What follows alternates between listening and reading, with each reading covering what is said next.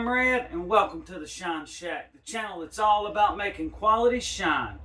Alrighty guys, this video is on blending and tempering. This is a corn liquor. If I was blending and tempering a brandy, it would be a little bit different. Alrighty guys, I've been in the garden all day, pulling weeds and checking out the corn and the watermelon and everything. It's been a long day, but I hope y'all enjoy this video. I kind of forgot about this video, guys. I actually filmed this back in November. I believe it was on Halloween Day, actually. But I totally forgot about it, but here it is. If y'all could do a few things for me, please like, subscribe, and tell a friend, guys. It really helps the channel out. Also, guys, we got some upcoming content that's going to be really cool. We're going to be doing a fresh, sweet corn liquor.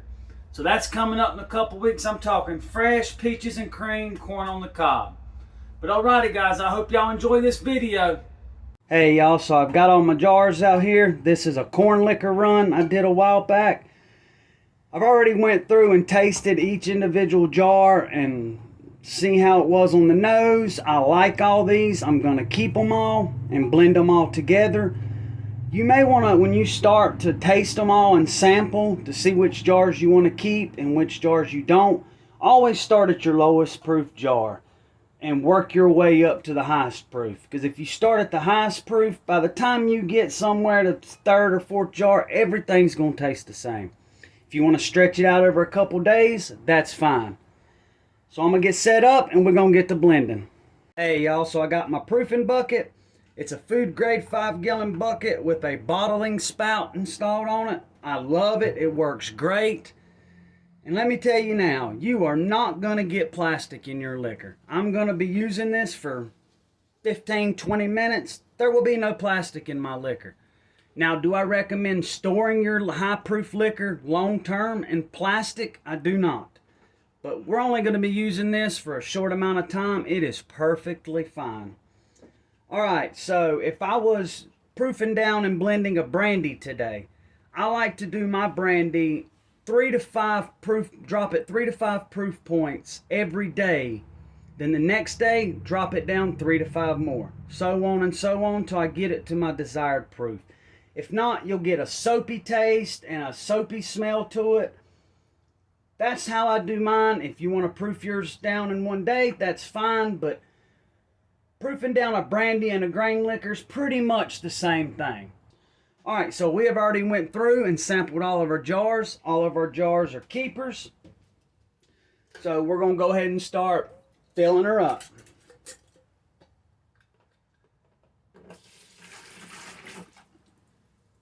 You just dump it down in there. Some good old corn liquor, y'all. Alrighty, y'all, I'm going to get the rest of these jars dumped in here. And I'll be back for the next part. Alright, y'all, I got all the liquor in the proofing bucket. It's a little over 2.5 gallons. I got our proof and trail hydrometer to check the proof. Make sure you have the right hydrometer. The one for your mash is not the one you use, not the one you check your gravity with. You need a proof and trail hydrometer. They are calibrated at 60 degrees Fahrenheit.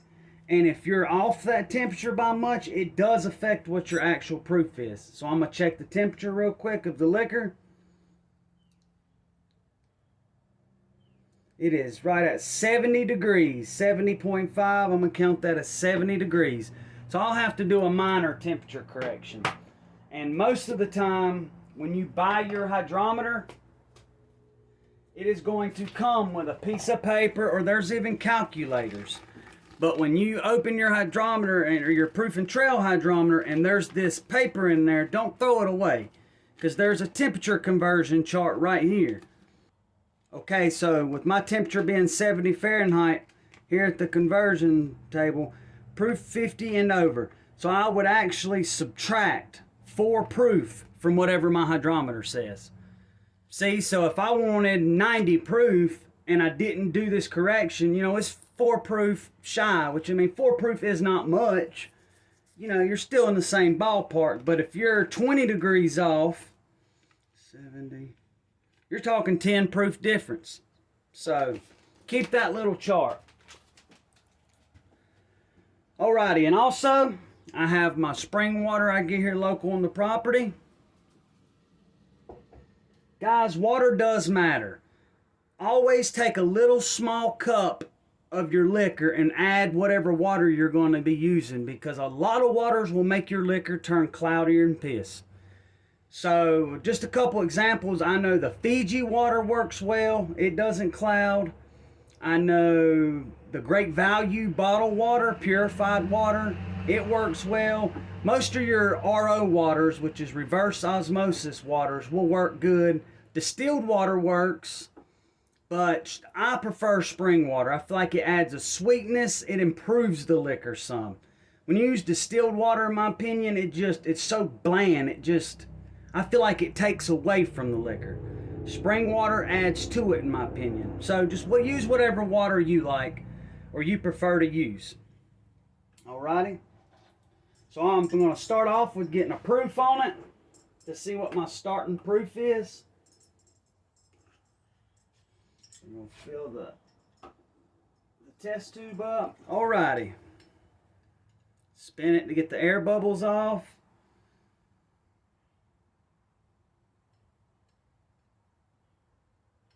Alright. So we are sitting at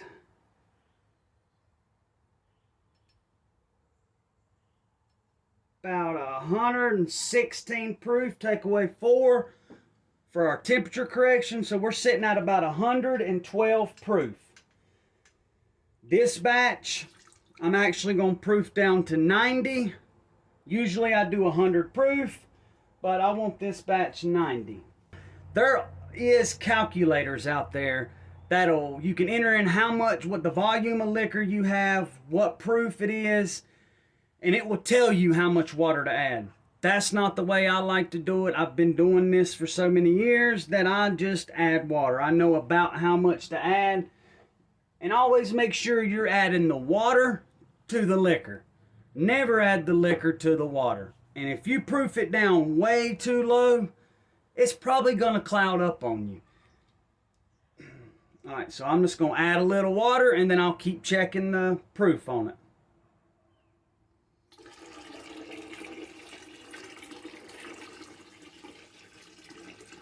Alrighty. If I need more spring water, I'll get more. Then I always give it a little stir.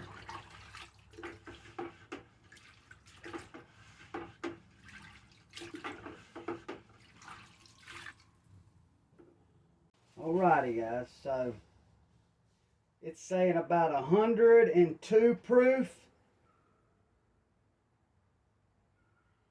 Yeah, actually about 106. So take away the 4, we're at about 102 proof. And always buy a couple of these. As soon as you buy one, the damn thing will jump off in the floor and bust every time. As soon as you buy 3 or 4, you'll have the same 3 or 4 for the rest of your damn life. That's how it seems to work. Alright. I know I can use a calculator and just dump water one time, but I just don't like doing that. Alright, so with the temperature correction, we're at about 100 right now. We didn't go far there. So just a little more water.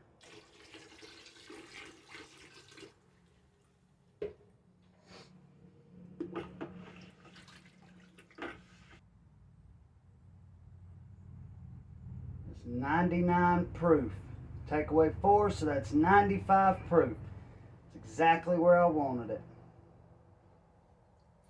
Alrighty, so next I'm going to filter it as I'm putting it in the jugs. I'll be right back, y'all, and we'll finish it up. Alright, y'all, so it's time to bottle it. I store my liquor in the glass 1-gallon jugs. As I'm bottling it, I use a 300 micron filter and then a funnel. So it gets filtered as it goes into the bottle.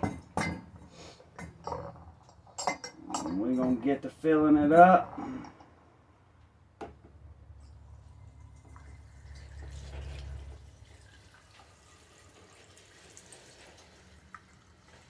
These proofing buckets really work good.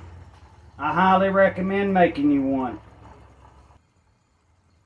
So that's how I blend and temper my liquor, guys. So I'm going to finish getting the rest of this bottled up, and I'll be right back with you.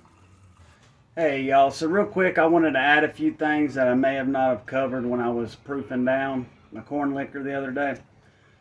So if needed, if it's real high proof liquor, you can do like a 50-50 blend with your liquor and water, just to kind of bring that proof down a little bit so you don't blow out your palate. Because I mean, you do normally have a lot of liquor to sample. That's fine to cut it and add some water. And like I said, always start from your lowest proof jar and work your way to your highest proof jar. And I temper brandy slowly to prevent something called sulfonification, if I'm saying that right. But basically what it is where the fatty acids and stuff in it, if you proof it down too quickly, it can cause a very soapy flavor. I mean, it will taste like soap. A lot of your distilleries and stuff, they'll do stuff called chill filtering and stuff to prevent that. But on a home distiller level, I don't do that. It's just another step you can take to help make your liquor better. It's never happened to me, but I don't want it to happen to me. We put so much time and effort into making these spirits. Why not take the extra step to make sure it can be the best it can be, you know? But every palate's different, y'all. So how I like to blend my corn liquor won't be the same for you, won't be the same for your neighbor, won't be the same for your cousin. Blend to your palate. Everybody's different. I do not put tails in none of my clear liquor. If it's just going to be like a clear corn liquor or a clear brandy, I don't use tails at all. The only time I do is when I'm going to make a whiskey or a bourbon.